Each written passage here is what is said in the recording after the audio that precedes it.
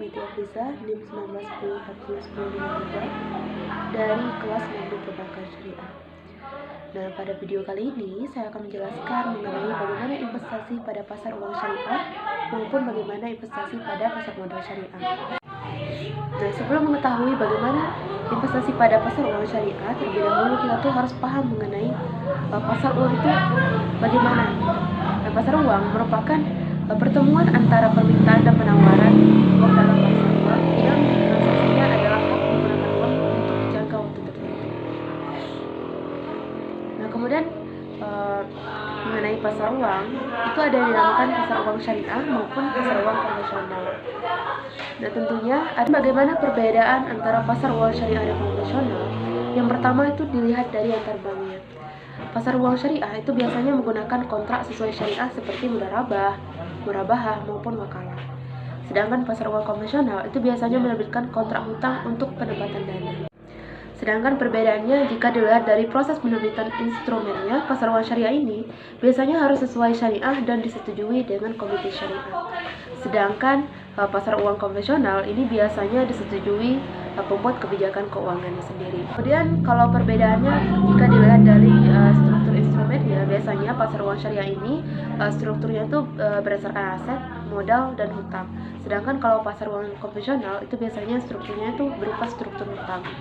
Nah, kalau dilihat dari investornya, biasanya pasar uang syariah ini investornya itu adalah investor syariah, sedangkan pasar uang konvensional tentunya investornya juga investor konvensional. Setelah kita mengetahui bagaimana pasar uang syariah, kemudian kita harus memahami bagaimana pasar modal syariah.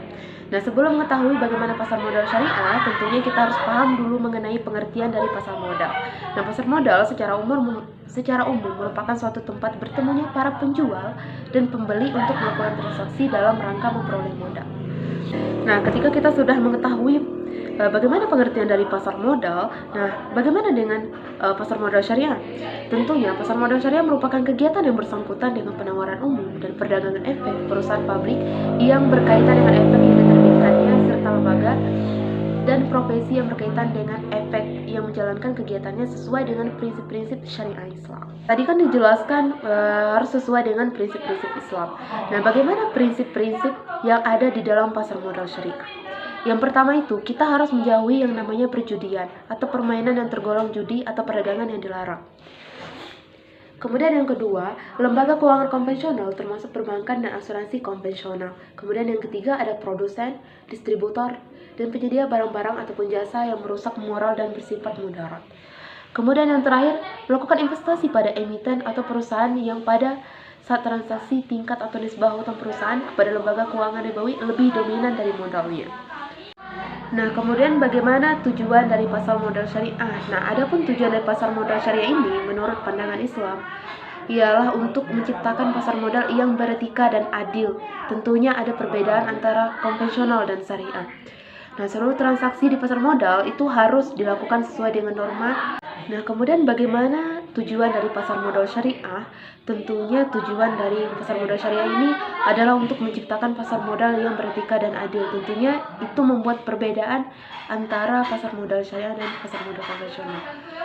Nah, seluruh transaksi yang ada di pasar modal syariah itu harus dilakukan sesuai dengan norma etika Islam yang telah diatur dalam syariah. Nah, kemudian pasar modal yang Islam ini adalah pasar modal yang ideal, yaitu memenuhi unsur etik, transparan, dan adanya unsur efisien. Apa saja yang termasuk ke dalam instrumen pasar modal syariah? Nah, salah satunya itu ada yang namanya saham. Dan saham adalah surat berharga yang bersifat kepemilikan terhadap suatu perusahaan. Nah, maksudnya di sini adalah si pemilik saham merupakan pemilik perusahaan. Semakin banyak saham yang ia miliki, maka semakin besar pula kekuasaan dan wewenangnya pada perusahaan tersebut. Yang kedua itu ada namanya obligasi syariah. Nah, obligasi di pasar modal syariah itu berbeda dengan obligasi di pasar modal konvensional.